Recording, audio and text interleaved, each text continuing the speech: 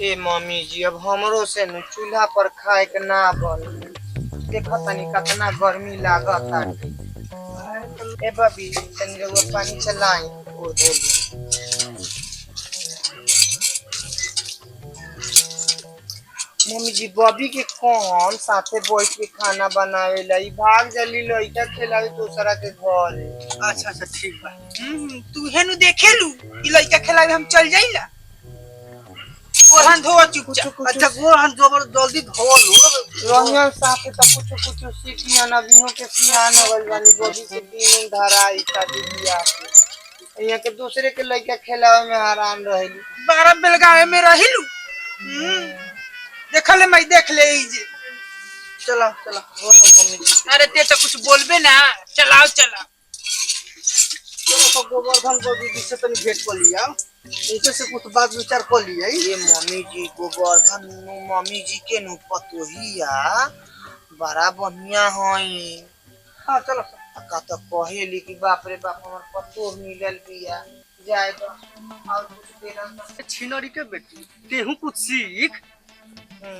हम का सीखिए मम्मी जी हम तो चूल्हा पर खाना बनइबे करी ला हम कहां कहीं तनी से दिक्कत होला फूके में पाउडर नु लगा लीला धुआं में समूह करिया नु हो जाला की कहेला कि पाउडर लगाला खाए ना खाए के बे। अब बताइए अम्मा जी नहीं नोर कनिया बनी तो यही में बढ़ जाए कोई आई तो का कह के फलानवा के मौगी चुप रह छिनरी गोबर लेखा रहे तो तावते लॉस खोजे लगली हैं खोजे लगले 6 महीने से तुम चूल्हे पर बनावतानी हमनी के कैसे बनाओ तो रहनी सा राउ जमाना रह रहुआ जमाना में कोनो पाउडर रहे का हम तो कहियो लॉस खोजबे ना कोई लॉस नानू मम्मी जी गैस कहल हाँ, जाला उहे। तो इहो नहीं खे पाता अब ये बताई गोवर्धन चाची के पतो तो रोजे गैस पर बनावे लाई आई हो दादा बाप रे बाप गर्मी अलबत तबाह कइले बा ये दीदी बाप रे बाप जानता नी ई सब नतिया के बेटा ई मोदिया के चाल हो बाप रे बाप कजने कहिए तो गलवा सरकार बनाई कहिए ना रे बाप वही में ही पुरवैया रंडी ऐसन परेशान कइले बिया कि देह एकदम चपचपा जाता पसेना से ना दिने के चैन बा ना राते के चैन बा बाप रे बाप लइका सब एकदम तबाह रहत तरन से दीदी का कहीं हम रउआ से काहे को बटनवा बो तोरा फोन को ला सुन लिखे ए भालू गढ़ा को तरे आय तो सफला सुन लिखे तो का करी हैं रउआ नहीं बुझात कितना गर्मी बा आय बाप रे बाप आ कहा तरफ से मोदिया गर्मी कोले बा मोदिया को से गर्मी कोले बा आय ये तो मोदिया काचरे के देख आय गोश्त देता फ्री में आय अनाज देता फ्री में आय किसान वाला पैसा 2-2000 रुपए देता हो का चाहे जब सब कुछ फ्री में देता तो गर्मियों फ्री में देता हूँ ये सब बदलो तेरे किसी का लगा दे वो आय एसी लगा दे वो अरे ऐसी ना लगवा दे कम से कम हवा तबाह बाबू तो गलबा बता करो तारा के कत्ता करो का करू पुवैया बहवा बहवा के तहते हमें तोरा उखाड़ देलक माथा उखाड़ देलक बाप रे बाप हां सब कुछ उहे करबा बता बाप रे बाप सब कुछ उहे करबा बता रे बाप जानता नहीं दीदी हां बोलो पतो चल गल बिया नहीं यार का ये चेथारू बा अरे कहां से आवतारू हो आवा ना आवा बैठा है ने केकरा घर के बालो ले तो लगिहन बोले अरे आवा ना चेथारू बा हई चेथारू बा लालू रानी हां ये है हाँ ये है चेथारू बा ई घर में से बाहर नानू निकलस त कहियो कहियो कहां गरलू है ने कौड़ी आई हो दादा खेत कौड़ी तू कहियो से जाय लगलू हो हैं पैसा ना पतो मिल गई बिया हां जो हम का कहि नाच नाच के धइले बिया हां तोरो गर्मी बर्दाश्त नहीं होत काय बहरी जे तरु तार त कोनो खराब बापू कहिया बिया आय रोजे दिन कहती है कि लॉस पर खाना बनाए लॉस भाग माई लैस नानू होला गैस होला तेहू सब एकदम बुरबा के हईस मार दू हो अब तोहनी के जमाने में का बोलो तरह सो वो हम का जानतनी पर हां त कोनो नया जमाना के बाड़ी स लॉस पर ना बनिस त कौन जो बनई है स चेथरू बा तू त कहियो हेने को ना जालू आ कैसे कैसे निकल जाता रू गर्मी तोहरो से बर्दाश्त नहीं होत का। अरे मत पूछिए दीदी, बाथरूम में गोइला के बाद पूरा पसीना से लोग नहा लेता है। हाँ बाप रे बाप कहाँ मत आई पतोहियो तार चल जाती है बाहरे। हमार पतोह तो कहियो कहियो जे कहित कि मम्मी जी हम जाए बाहर तो चल गल नहीं और गर्मीए के चलते। ये तो कहले कि जहाँ रहो जाम तहाँ हम जाए। हाँ हम कहले कि रे हमने के पुरानका जमाना के हिसाब तक ले कितना दिन के बाद हमने के घर से ही कॉलोनी से आई होता तो बारा बढ़िया तारा पतोह मिलल हवा ये चेथरू खाली सूरते भर बिया। हाँ एकरा में कोनो गुण बा नानू कहूं ना। आई हो दादा। ए मम्मी जी हमनी के बाहर में घूम ले बानी चाहिए, ये पार्क वो पार्क, तो रात के हमनी के ना घूमे तो हमनी के रुआ कीन के काली आइल बानी। यहाँ ना चलेला तू सब, यहाँ ना चलेला काहे दीदी यहाँ चलेला हमनी के ना हमनी के नैहर में ई सब खेला नहीं खी सकै से आरक पारक में घूम ले नहीं खी सक। तू ही घूम ले बारू तार माई घूम ले हुई है। हाँ हमनी के टाउन शहर के ना है एकरा के तो लकड़ी पर खाना दियावेला बनावे के। ए लोग तो शहर में के रहलो ए लोग तो कौन चुनु एसी की लेसी लागेला कूलर की काची काची लागेला। काय दीदी गलती कहत ए चाची पक तोरो ना बुझाला, लेसी कहतर एसी न होला। आई हो दादा एसी होला। हाँ। ठीक है दीदी कहत रही तेहू एकदम बकचोदे वाले काट। आई हो दादा ये बाबी काहे ऊपर नीचे बैठल बारे आओ ना हे पर बैठा आओ हेने पिलुआ पताई काट ली हे पर आओ ना ये मम्मी जी ठीक बा जे ना ना ना ना आए हमर बाप रे बाप आओ हेने बाबू हेने बैठा बाप रे बैठा हे पर। अरे बढ़ जा हां हे पर बैठा। ए चथरू कैसे तू कहत कि पतो हमर ठीक नहीं के हैं आतना सुंदरता पतो बिया बताओ त बाप रे बाप छुरी लेखा नाक बा हैं आ तार छावरा आइल बाहर से ना अभी कहाँ आइल बा हैं उ आवेला तो यहाँ रहेला कहाँ नानू लिया के चल जाला ससुराल। हमार में हर वो कहेला नतिया रे सुन नैन कितना बढ़िया बा, दोनों आँख से बराबर बा। हैं अते पोते पतो के शिकायत करते रहते हैं। बाप रे बाप कितना सुंदर में पतो भी है। देखी त हां ता देखी बाबी रे तनी बाप देखनी है। कितना सुंदर बिया रे। ए फुआ जी हां बोल आवाज जानता नहीं केकरा लेखन लागेला। हां बोला हेमा मालिनी अच्छा बड़ी अच्छा गावत तनी रो कुछ कही ना उनका क्या। बाप रे बाप भाई तू पास के रे तू ये से उड़े से झुक पड़ दिया। खाली नैन नाक के छुरी लेखन बा। हां बोली बाप रे बाप एकदम तेज कटारी लेखन बा। रउआ मत बोली। बाप देख ली ज्यादा छोड़ दे। ये अच्छा बताई मम्मी जी एगो काम ही करेली ना दूसरा के घरे लइका खेला भी चल जाली। बताई रही हन त काम सीखी हन छिनरी ना चुप रहबे। अरे अपना घर के बाद छिटा चलत रे। अपना घर रहल रे आय हो यही ले आइल बड़ी सा खाना ना बना के खी हन। आय हो छथरू बा तू जहां जाइबू त का बना के खियाइबू दादा का तोरो सीखे के चाही ना। ए चुप रह। इहे करे आइबे करेले इहे शहर करे आवेले। शहर के बिया शहर के बिया त बोली बर्दाश्त ना करेली शहर के। ना ना हाँ। ठीक होतर एगो लकड़ी पर खाना ना बनाई इ लकड़ी पर कहियो बनैली नहीं त कैसे बनाई। ना एगो हता बेरा लोहा के ले पंप आ लागे ले दूर से फूंक के पंप नानू रे माई पाइप रही पाइप। हाउ हे खाली के लागे ले आ औआ पाइप वाला से लम्हा पाइप से हां फूकेले। लमहर पाइप से फूकेले। उ नतिया बाहर से आवेला तो देखेला तो लेके चल जाला ससुरा। हां हां 1 मिनट ना छोड़ेला कि हमार में हर लकड़ी पर ना बना। आय हो छथरू बा ए छथरू बा कहीं आ है तहार बेटी त बियाह करे लायक हो गइल काहे कर लइका उका नइखु देखत के नहु।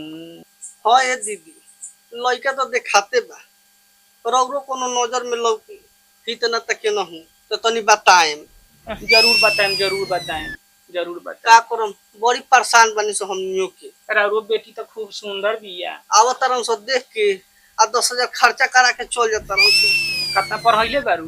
बीए करइले बनी। बाप रे बाप ठीक बा। तब अनु लॉयस के गोइस कहतिया। हां जानकारी है के हाँ। करो पतो होता त ठीके बिया बेचारी।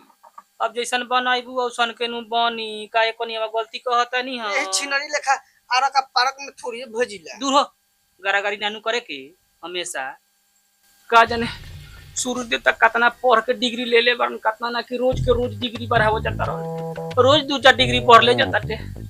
बाप रे बाप। आ का जाने कहिया ले ना नतिया के बेटा मोदी आई बरखा भाई कहिया ले ना गर्मी हो सही देले बा। बाप रे हो एगो बर्धन बो अरे हमर पगलो नतिया के बेटा पगलाल बा को तनु बीजू के बेच दे आ 2 कट्ठा बेच के एसी लगाओ कूलर लगाओ तो अपने पागल हो गल बा। आई हो दादा बीजू के पेड़ा बा 2 कट्ठा खेतवा बेचे के कहता। बाप रे बाप एसी खाती। आई हो दादा ए दीदी कैसे 2 कट्ठा रुआ बेच दे हैं बेचे कोसे बेच दे हाँ सब के हिसाब में बा पहले कोसे बेच दे हाँ मत बेचे। आई हो दादा चाहे कतनो गर्मी पड़े या चाहे आग बरसे दीदी पेड़ मत कटवाए।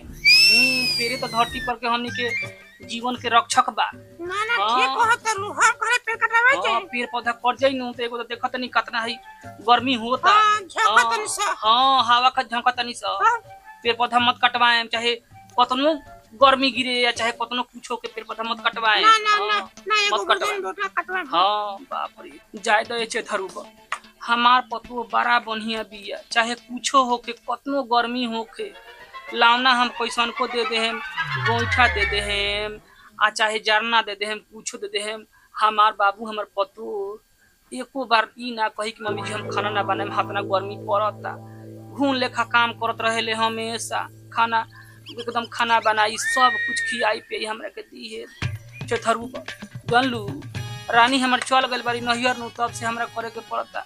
हाँ अतना पतो के कपार पर चढ़ावलो ठीक ना होला ये दीदी ऐसा ही हम पहले रही मूड़ी पर चढ़ के लागल एथी करे।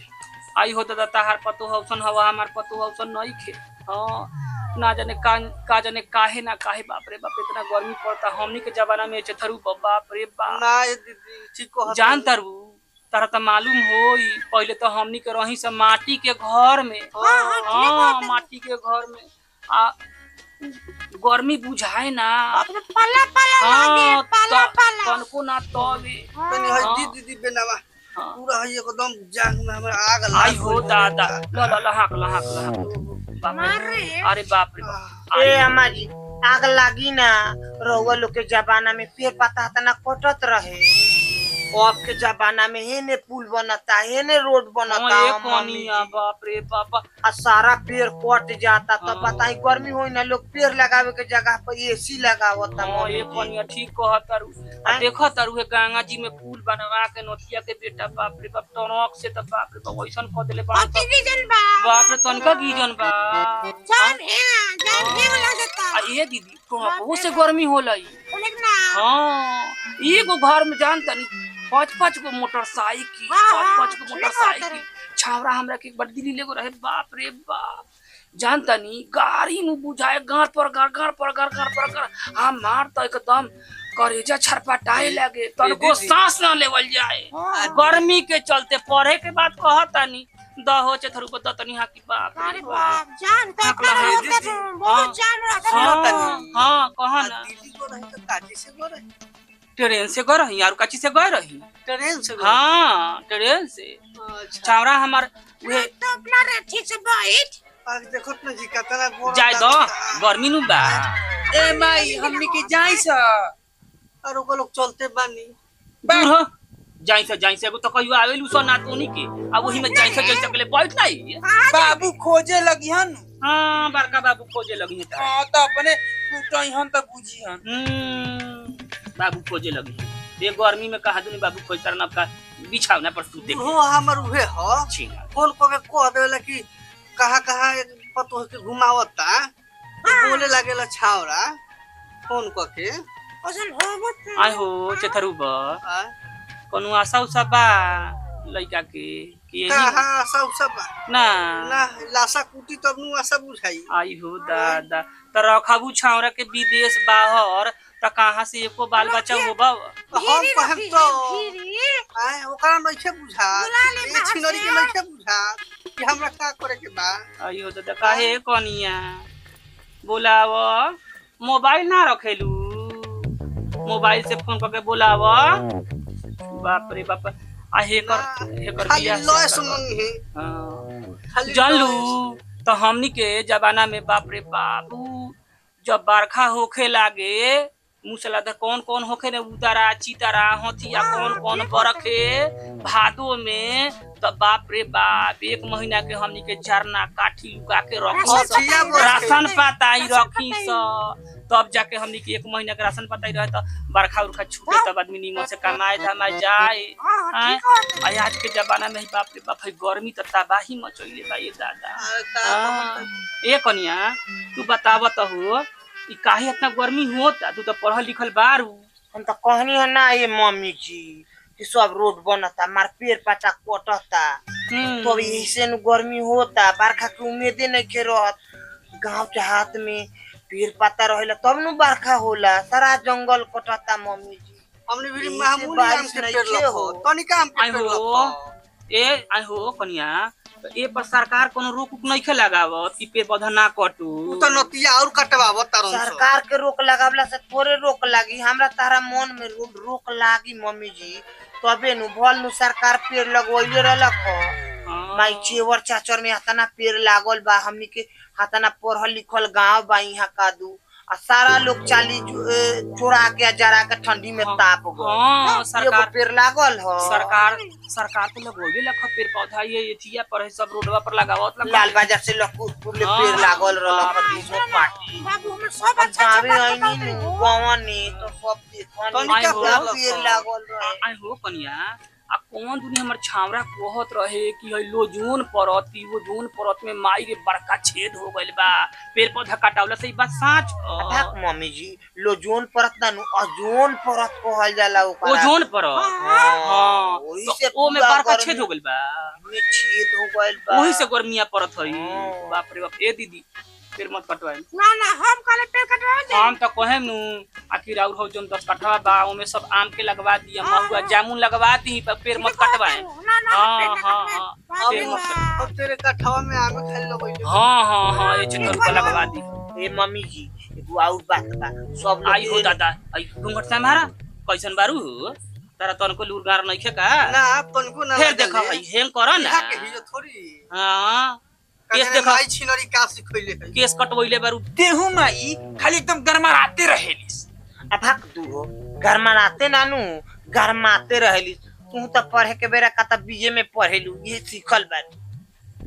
का ये चेथरू का पढ़ले बारू बेटी के हो गरमाते के गरमारावते कहत हव हैं। छिनरो हमरा बेटी के मुंह पर करिया पुथलू नु अच्छा तो चुप मार के रही। मुंह चिवड़ा क दे। ज्यादा बेटी के फेरे में मत रही त पन्ना गाड़ी कल जीती कोनो के लेके भाग जाई। आई हो दादा देखो तारू नीचे से के बोल होता दिया।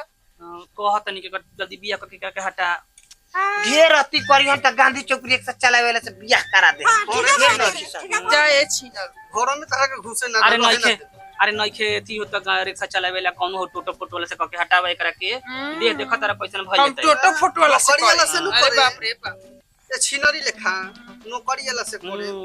हम मर्द कमाई है सारा इनका के नौकरी वाला से कह के दे दिए। करवा अरे बाप रे बाप अब बर्दाश्त नहीं छे होते चेथरू को बर्दाश्त नहीं छे होते गर्मी के दादा। ओहो आई हो कन्या मेरे को ठीक से ना बा।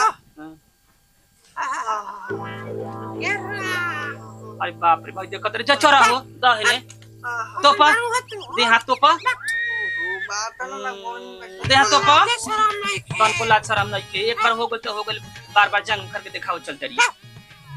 अरे तोपा तोपा गर्मी आता ना बहुत का बुढ़ऊ हमारा यही तुरंत ले अब खराब बा। आई हो कन्या तो ई पे बोली मम्मी जी। पेरवे के चलते नु गर्मिया सब होत हई। हाँ ये मम्मी जी पेरोवी के कारण सब होता। जान तरु छौरा हमारी इहो कहत रहे कि माई रे जनसंख्या बड़ा बढ़ल जाता ते चीन से दोगुना हो गइल। पहले चीन आगे रहे अब हमनी के देश हो गइल आगे। तो ये नु लोग मानत नहीं के सरकार कादू तो कादू लगावता हम दो हमारे दो लोग मानता ना मानत नहीं खे। सारा पेड़ कटवावता घर पर घर बनवावता खेती घटल जाता। आई हो दादा हाँ ये कनिया उहे सब नु कारण बा गर्मिया के ये सब कारण बाटे। अरे आदमी ने बढ़ता खेत फूल के बढ़ता ना खेत कहाँ से बढ़ता तो उतने बा उतने बा आदमिया बढ़ल चल जाता सब आदमी बढ़ता। सारा पेड़ पौधा कटवा के लोग घर बनावता। यहाँ के पहाड़ तुरवा के गिट्टी लियावता आ सीमेंट लियावता मार गांजता आ गांज गांज के लोग पहाड़ बनावता सब गरम गरम एकदम सब ए मम्मी गरमे जी। हो गइल बा ए मम्मी जी होने से देखी तो कौन तक बुढ़ावा आवत है। आई दादा हमर बुढ़वा आवत होई अरे राम आई हो दादा अच्छा बैठ बैठ ए, बैठ बैठ ना, आवे ना, तो ना, चले आवतान माई, बोली चल। लगे। ए मम्मी जी चली चल। चली रहुओ। चलो ये कनी में बैठ ना काहे हबराइल बारे बैठ त जइए ओही बुढ़वा कहीं के ना को वहीं कोनो के दुआर पर मत पूछल करत होई है बैठा सब त जाइए सा अरे ए वो मोर तोरा अभी मत पूछो ना हो रहलो आई तो दया कर बुढ़ा बारे हो ए दीदी भैया जी आ गई जा तनी हो अच्छा ठीक बा हाँ ना तो हम लोग के नु खोले हाँ हाँ ठीक बा का हो कहाँ गए रहल हो अरे खाना उना बनैले करे बबी खाना उना बनले बड़ा सब खाना उना बना के तारा के देखत नहीं कि कहाँ कब अइब कब ना अइब ओ बताओ तो हमरे तो लगलो आते आते डांटे लगलो हमारा हाथ देखत रे हम त का करत रहनी हो कि चलो, बैठा चलो, के चलो। बत कुचल करत रे चलो चलो चलो चलो चलो चलो चलो बैठ घर में चली घर में का चली बैठा होने खटिया पर बैठा कहाँ जाई चलो आ चौकी पर ना ओहो हो तू तो घरे रहता रहता हर गर्मी में घरे काम चल जाता है देखत रहा साड़ी पर कितना हमनी के दिक्कत होता टे तारा ई बात तारा बुझाए के चाही नु हैं गर्मी में तो काहे ना मरद बन गइले मरद बन गई तेहू घरे घुमते न